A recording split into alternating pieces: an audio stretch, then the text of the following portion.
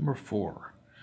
We have this long wire here and carries 4.5 amps and is kind of zigzag through magnetic field pointing out of the page. So the field is pointing up this way toward the camera.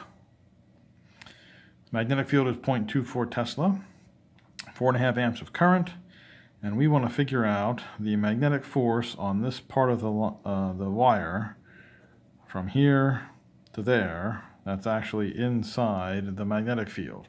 The stuff out here and out there aren't in a magnetic field, so they won't experience any force.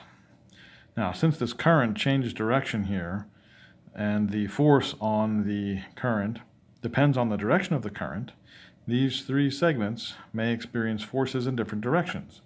So I suppose we'll have to work out the force on each of those 3 and then add them together. So let me call this one number 1.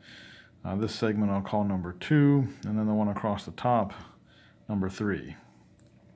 The force on a straight piece of wire in a magnetic field is I, L cross B, where L is the length of the wire and in the direction of the current. So the magnitude of the force is ILB sine theta.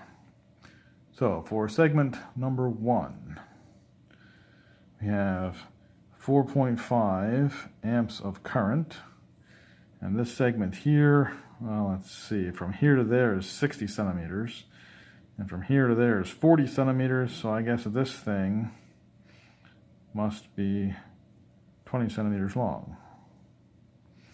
B is 0.24, and then, let's see, this current is going straight to the right in the paper. Magnetic field is out of the paper, so those are perpendicular, so angle is 90, which gives 0.216 newtons. So what is the force vector? Well, let's see, L cross B, which means fingers of your right hand to the right, that's the first vector, and then hold your hand so that your fingers curl upward. I don't think I can do that on the camera. Fingers of your right hand to the right, curl upward. So my thumb is pointing, without breaking it, toward the bottom of the page. So this force is down, or I could write it, instead of down, minus J hat. So there's the first force we have to add. On segment number 2, that's this one, you still have 4.5 amps of current. It is, well here, 30 centimeters long. Still in the magnetic field of 0.24 Tesla. Now it's going straight toward the top of the page. The magnetic field is straight out, so that angle there is again 90 degrees, which gives us a force of 0.324 newtons. So what direction is that? Again, L is in the direction of current, so point your fingers up, and then they have to curl towards B, which is out. So in that current, my thumb is pointing to the right. Or I could say I hat for right, 0.324 I hat newtons. And then the last segment, number 3. Current is still 4.5 amps. This length from here to there is 40 centimeters. Still a magnetic field of 0.24 Tesla.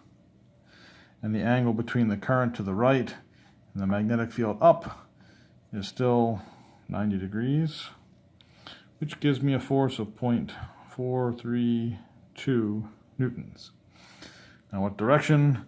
Again, I can't really put my hand there, but if you start your fingers to the right and your fingers curl up without breaking my thumb will be pointing toward the bottom of the page. So 0.432 newtons down.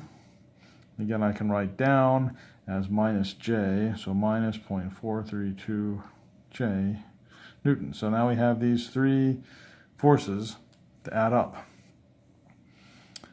All right, net force on this wire is the force on segment 1, plus the force on segment 2 plus the force on segment 3.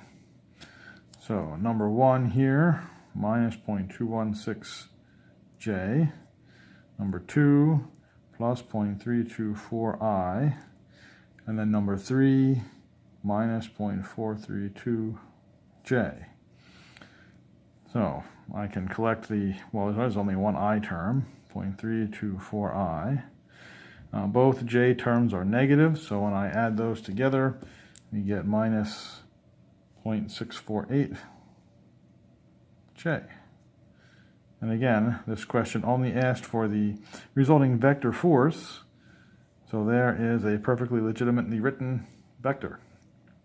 If you go on to find the magnitude and direction, note that this is to the right while this is down. So we have a x component to the right, a y component that's down.